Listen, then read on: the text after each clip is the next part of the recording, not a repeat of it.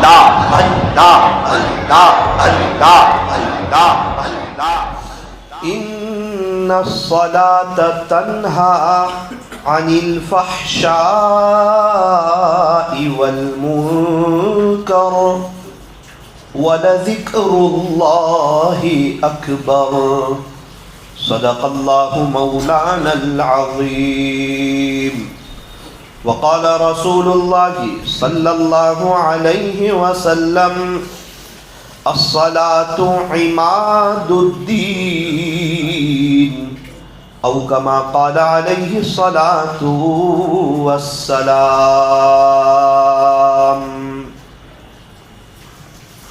بزرگان محترم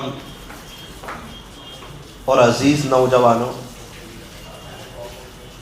تہجد کا جو وقت ہوتا ہے وہ بہت خاص وقت ہوتا ہے، اللہ سے لینے کا وقت، اللہ کو منانے کا وقت، اپنی ساری جائز تمناؤں کو پورا کروانے کا وقت، اللہ کے عاشقوں کے اٹھنے کا وقت، اللہ کے نیک اور محبوب بندوں کے لیے بہت ہی اہم اور خاص وقت۔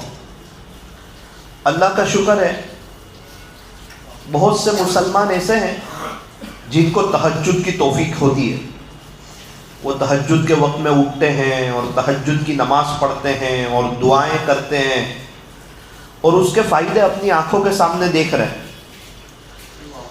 ان مومنوں کا، ان ایمان والوں کا، ان مسلمانوں کا اندر سے دل روتا ہے کہ کاش اگر سارے مسلمان تہجد پڑھنے والے ہو جائیں تو سب کی دنیا آخرت دونوں سنور جائیں، چین سکون مل جائیں، بہاریں مل جائیں، رونقیں مل جائیں۔ کچھ لوگ ہیں ان کو تہجد کی توفیق نصیب ہے، مسلمانوں کا ایک بڑا طبقہ ہے وہ تہجد کی نماز سے محروم ہے۔ کچھ اہم اور قیمتی باتیں سمجھنے کی ضرورت ہے۔ جو تہجد کی نماز پڑھتے ہیں وہ تہجد کی نماز کا اہتمام کریں، پڑھیں، لیکن کسی کو یہ نہ بتائیں کہ میں تہجد کی نماز پڑھتا ہوں آپ بھی پڑھو، آپ کو فائدہ ہوگا، ایسا نہ بتائیں۔ کیونکہ اگر وہ یہ کہے گا کہ میں پڑھتا ہوں آپ پڑھو تو پھر اللہ تعالیٰ اس کے پاس سے توفیق چھین لیتے۔ ترغیب دینی ہے، فضیلتیں بیان کرنی ہے کہ بھائی آپ تہجد پڑھو، تہجد کے بہت فائدے ہیں، تہجد کی نماز کی برکت سے اللہ گناہوں سے بچا لیتے ہیں، تہجد کی نماز کی برکت سے اللہ صحت عطا فرماتے ہیں، تہجد کی نماز کی برکت سے اللہ چہرے پر نور عطا فرماتے ہیں، تہجد کے وقت میں مانگی گئی دعائیں قبول ہوتی ہے۔ یہ بہت خاص وقت ہوتا ہے، اللہ تعالیٰ پہلے آسمان پر آتے ہیں، ہے کوئی سوال کرنے والا کہ اس کے سوال کو پورا کیا جائے، ہے کوئی مغفرت کا چاہنے والا کہ اس کی مغفرت کر دی جائے۔ اب ہمارے کتنے سوال ہیں، کتنی پریشانیاں ہیں، تہجد میں اٹھ کر کے سب اللہ کے سامنے رکھ دے، آہستہ آہستہ آہستہ سارے مسئلے حل ہو جائیں گے اور اللہ سے مغفرت طلب کرے، انشاءاللہ انتقال ہوتے ہی مغفرت کا اعلان ہو جائے گا۔ فضیلت بیان کرے، یہ نہ کہیں کہ میں بھی تہجد پڑھتا ہوں آپ بھی پڑھو۔ راجستھان میں ایک بزرگ سے ملاقات ہوئی، ایک اللہ والے سے ملاقات ہوئی، مجھے کہنے لگے مولانا میں روزانہ رات میں مجھے 3:30 بجے کوئی اٹھا دیتا تھا، جب دنیا میٹھی نیند سوتی تھی الحمدللہ میں اٹھتا تھا، تہجد پڑھتا تھا اور مجھے بہت سکون لگتا تھا اور مجھے بہت پیس آف مائنڈ تھا اور میری لائف بہت بیسٹ اور بہترین گزر رہی تھی، کیونکہ اللہ مجھے 3:30 بجے اٹھاتے تھے اور تہجد کی توفیق عطا فرماتے تھے۔ تہجد کی توفیق کئی سالوں تک چلتی رہی۔ ابھی کچھ وقت پہلے، کچھ وقت یعنی بڑا وقت ہو گیا، 2017 میں ایک شخص کی تشکیل کر رہا تھا، تہجد پڑھو تہجد پڑھو، پڑھتے پڑھتے میں نے یوں کہہ دیا کہ میں بھی پڑھتا ہوں آپ بھی پڑھو۔ یہ 2017 سے 2024 آ گیا، بولے وہ دن آج کی گھڑی اللہ نے مجھ سے تہجد کی توفیق چھینی۔ اسی لیے ہمیں نیک اعمال کرنا ہے، آخرت کی تیاری کرنا ہے، تہجد کی نماز پڑھنی ہے، لیکن کسی کو یہ نہیں بتانا کہ میں پڑھتا ہوں، اس کی ترغیب دینی ہے، اس کی فضیلت بیان کرنی ہے۔ اور مسلمانوں کا ایک وہ بڑا طبقہ ہے جو تہجد پڑھنا چاہتا ہے، اس کی چاہت ہے کہ میں تہجد پڑھوں، میرے مسئلے حل ہو جائیں، میری پریشانیاں دور ہو جائیں، مجھے چین سکون مل جائے، میری دنیا آخرت بہترین ہو جائے. ایسا نہیں ہے کہ وہ نہیں چاہتا ہے، لیکن اس کی ایک آواز ہے دل کی کہ میں مولانا آنکھ نہیں کھلتی، توفیق نہیں ہوتی. چاہتا تو ہوں، کب پڑھ لیتا ہوں کہ جب جماعت میں ہوتا ہوں، جب رمضان کا مہینہ آتا ہے، جب کوئی دینی بڑی نسبت آتی ہے اس وقت تو میں پڑھ لیتا ہوں، لیکن عام دنوں میں مجھے تہجد کی توفیق ہوتی نہیں ہے. تو اس کا کوئی حل ہے کہ تہجد کی توفیق ہو جائے، تہجد کی نماز ہو جائے؟ فرمایا کہ ہاں. ایک شخص حضرت حسن بصری رحمت اللہ علیہ کے پاس آئے اور آ کر کے کہا کہ حضرت مجھے تہجد کی توفیق نہیں ہو رہی،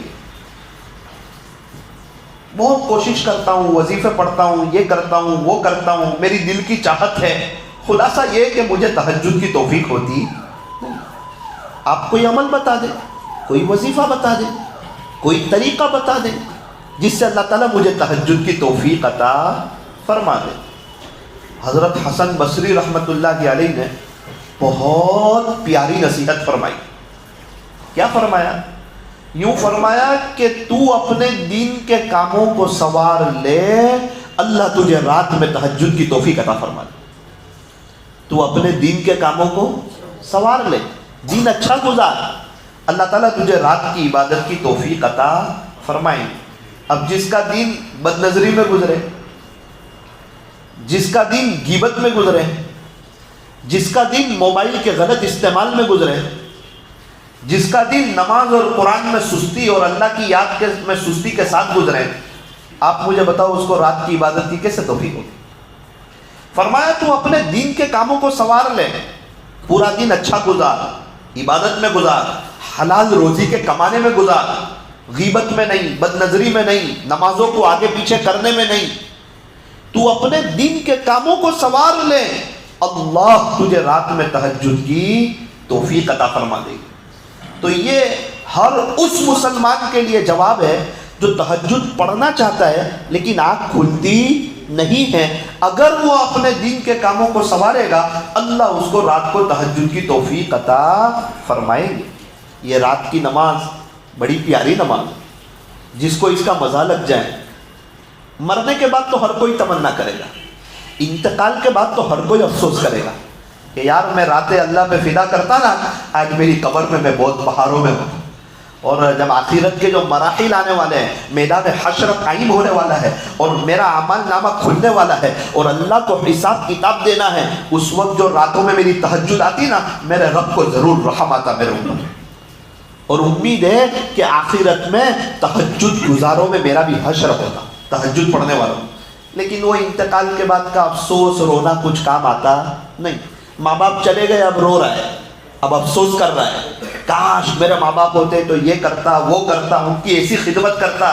جناب آپ جتنا بھی افسوس کر لیں، اب ماں باپ لوٹ کے آنے والے ہیں نہیں. اصل تو وہ جب ہیں اسی وقت کچھ کر لینا تھا. ماں باپ کی جگہ کوئی لے سکتا نہیں، ماں باپ کی خلا کوئی پور کر سکتا نہیں. جو چلے گئے سو چلے گئے. بیوی کا انتقال ہو گیا، پھر ہر کوئی افسوس کرتا ہے، کاش وہ ہوتی تو میں اس کے ساتھ حسن سلوک کرتا. لیکن جب وہ چلی گئی سو چلی گئی، وہ تو لوٹ کے آنے والی نہیں ہے.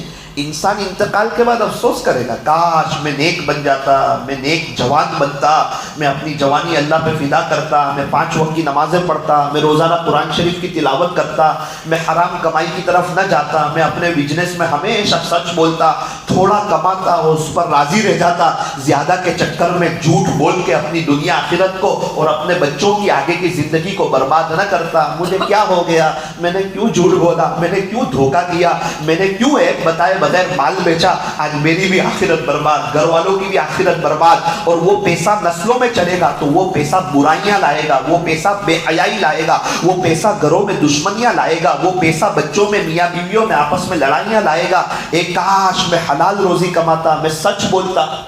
جو شخص دنیا میں اللہ کے تھوڑے دیے ہوئے رزق پر راضی ہو جاتا ہے، اللہ قیامت کے دن اس کے تھوڑے عملوں پر راضی ہو جاتا ہے.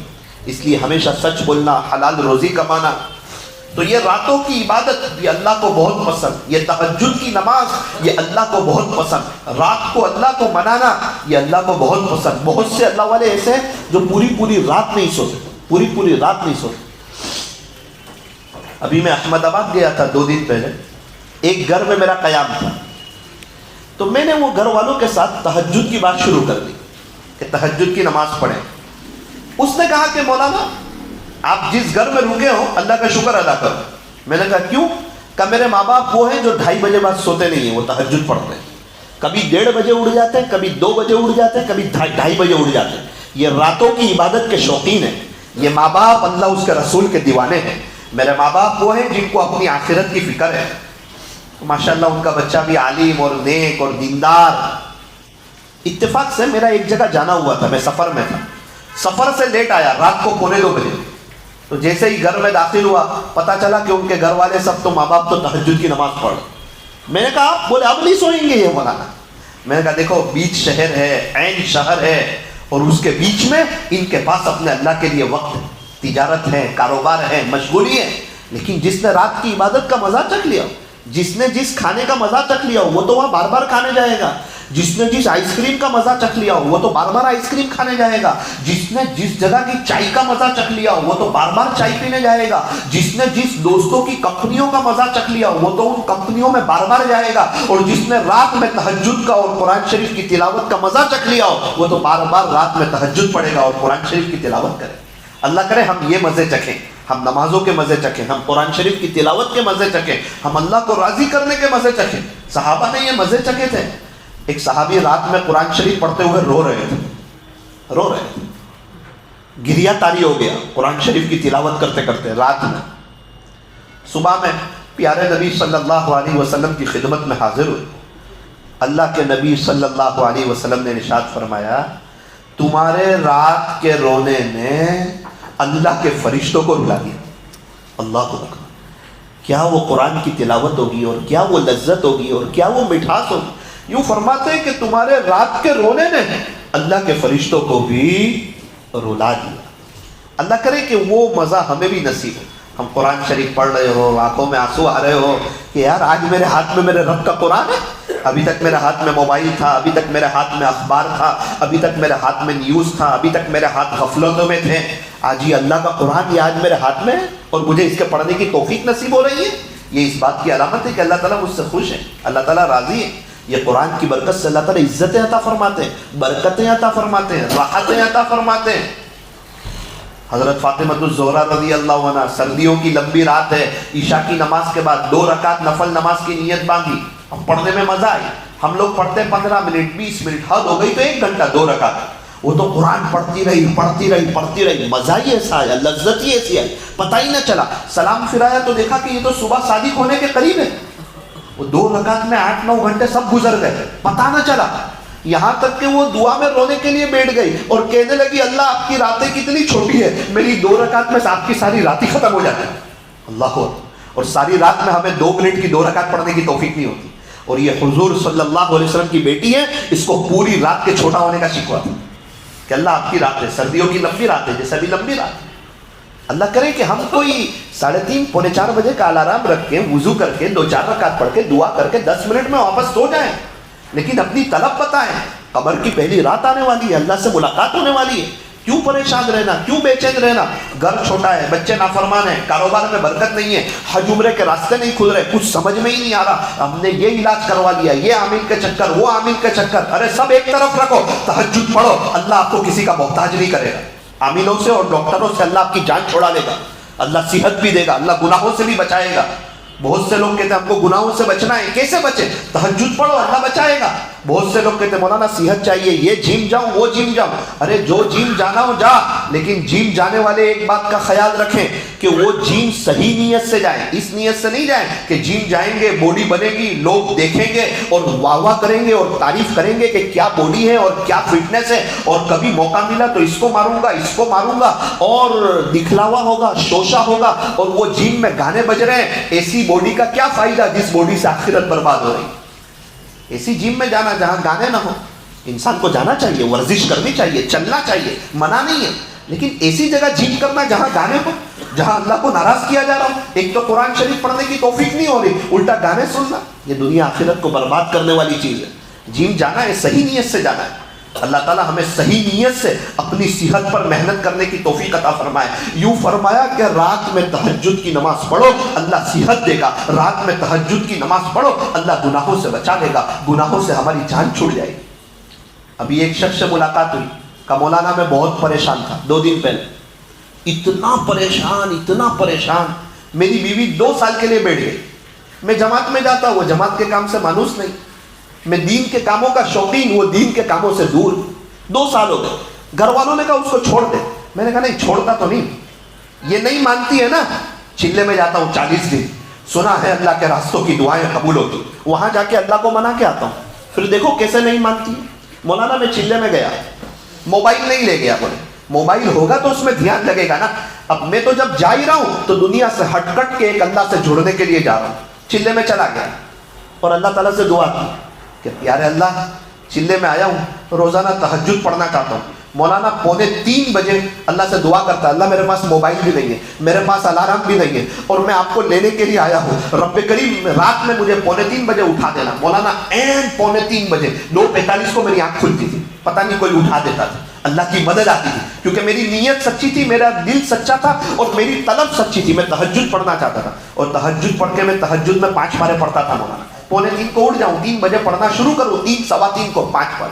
یہ چلے میں نے 5 یا 6 قرآن تہجد میں ختم کیے اور اللہ سے دعا کی. میں گھر آیا, دوسرے دن میرے سسرال سے فون آیا کہ آپ کی بیوی کو لے جاؤ.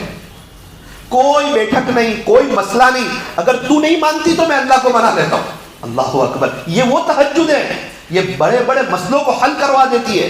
تہجد کی نماز یہ اللہ سے لینے کا ذریعہ ہے. تہجد کی نماز یہ اللہ کو منانے کا ذریعہ ہے. کیا کریں کہ تہجد کی توفیق ہو جائے؟ فرمایا دین کے کاموں کو سنوار لو, اللہ رات کو تہجد کی توفیق عطا فرما دے گے. آپ کا اجتماع ہے سورت کا, اجتماع میں شریک ہونے کی کوشش کریں. ہمارے یہاں بہت سے لوگ صرف بیان میں جاتے ہیں اور آ جاتے ہیں.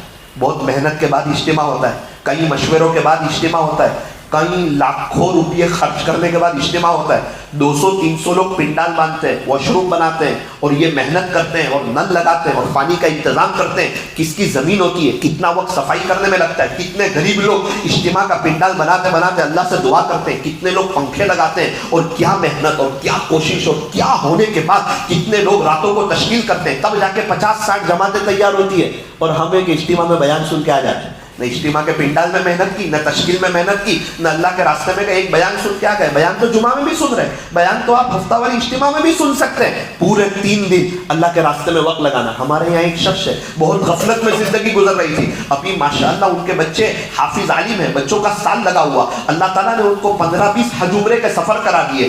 ہر سال چلہ لگتا ہے, کئی بیروت کے سفر ہوئے. اللہ تعالیٰ نے ان کو عزت عطا فرما دی. ابھی بھی ان کے سال میں 3-4 سفر ہو جاتے ہیں, حج عمرے کے, چلے کے. اور اللہ تعالیٰ نے ان سے بدعت کی جگہ میں ایسا کام لیا جس کو الفاظ میں بیان نہیں کیا جا سکتا. میں نے ان سے پوچھا کہ آپ کی زندگی کیسے چینج ہوئی, آپ کی لائف کیسے چینج ہوئی, آپ کی زندگی میں دین کیسے آیا, آپ کے بچے حافظ عالم کیسے بنے, آپ نے اتنے حج عمرے کیسے کیے, اللہ تعالیٰ نے آپ کے یہ راستے کیسے کھولے, اور اللہ تعالیٰ نے آپ سے اتنا سب کام کیسے لیا. کہ مولانا میری غفلت میں زندگی گزر رہی تھی, ایک اجتماع تھا اس میں شریک ہو گیا. پورے اجتماع میں کوئی بات میرے دل پہ نہیں لگی. حضرت مولانا اسماعیل صاحب گودرا دامت برکات ان کی دعا تھی, وہ دعا میرے دل پہ لگ گئی کہ یار یہ لوگ ہمارے لیے تڑپتے ہیں, یہ لوگ ہمارے لیے روتے ہیں, یہ لوگ ہمارے لیے کوشش کرتے ہیں, اور ہم دین سے دور ہیں. بس اس کے بعد میری لائف چینج ہوئی, گھر میں دین آیا, اللہ کے راستے میں جانا شروع کیا, بچوں کو حافظ عالم بنایا, ان کو سال لگوایا, اور یہ بدعتی علاقے میں محنت شروع کی, اور جم کے مانگ کے آیا اللہ بار بار حج عمرے میں جانا چاہتا ہوں. آپ دیکھیے اللہ تعالیٰ نے میرے راستے کھول دیے, چلے لگوائے, بیرون کا سفر کروایا, عزتیں دی, اللہ نے اولاد کو نیک بنایا. آپ دیکھیے اللہ نے شاندار مکان دیا, گاڑی دی, اب مجھے کوئی چیز کی کمی نہیں ہے. زندگی کہاں چینج ہوئی؟ اجتماع, دعا دل پہ لگ گئی. تو اللہ کرے ہم بھی پورے 3 دن کے لیے جائیں اور اپنی طلب اللہ کو بتائیں کہ اللہ میں اجتماع کے لیے کچھ نہ کر سکا, لیکن 3 دن فارغ کر کے میں آپ کے پاس آ چکا ہوں. اللہ تبارک و تعالی ہمارے بیٹھنے کو. تو تہجد کی نماز یہ بڑی اہم چیز ہے. نیت کریں انشاءاللہ اجتماع میں پورا پورا وقت لگائیں گے اور تہجد کی نماز کا اہتمام کریں گے. اللہ کے راستے میں نکلنے والوں کو اللہ تعالیٰ چین سکون عطا فرماتے ہیں.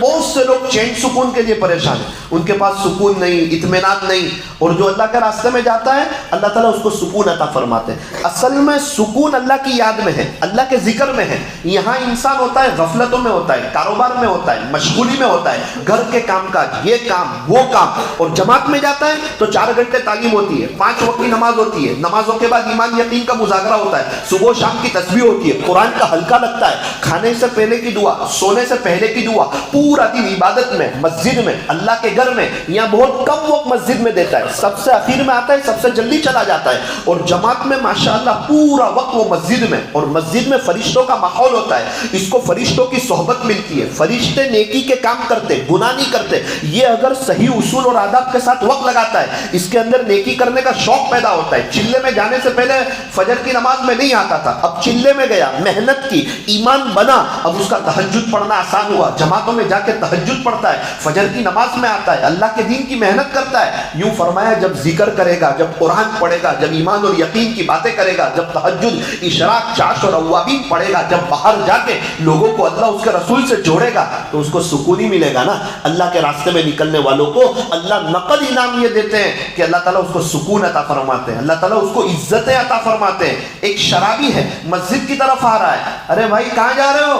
کہا میں تو چلے میں جا رہا ہوں. وہی آدمی دوڑ کے آتا ہے, ملاقات کرتا ہے, حضرت میرے لیے بھی دعا کرنا. آپ چلے میں جا رہے ہیں نا, ارے ابھی 1 منٹ پہلے تو غلط انداز سے بلا رہا تھا کہ تو شرابی ہے, تو مسجد کی طرف جا رہا ہے. ایک جملہ اس کی زبان سے نکلا اور کچھ نہیں. یہ نہیں کہتا میں نے شراب چھوڑ دی ہے, یہ نہیں کہتا میں نے شراب نہیں پی ہے, یہ نہیں کہتا کہ تو کس منہ سے میرے سے بات کر رہا ہے. صرف اتنا جملہ, بھائی میں چلے میں جا رہا ہوں, اور اس کے دل میں اللہ تعالیٰ نے عزتیں ڈال دی, اللہ نے محبت ڈال دی. وہ سامنے سے آ کے کہتا ہے بھائی میرے لیے بھی دعا کرنا. تو یہ وہ کام ہے, اس کی برکت سے اللہ تعالیٰ عزتیں عطا فرماتے ہیں. اللہ کے راستے میں نکلنے کی برکت سے اللہ برکتیں عطا فرماتے ہیں. چلہ 10,000 میں چلہ لگ جاتا ہے, 8,000 میں چلہ لگ جاتا ہے. جہاں جاتے ہیں وہاں والے متوجہ ہو جاتے ہیں. کوئی کہتا ہے ہماری چائے کی دعوت, کوئی کہتا ہے ہمارے کھانے کی دعوت.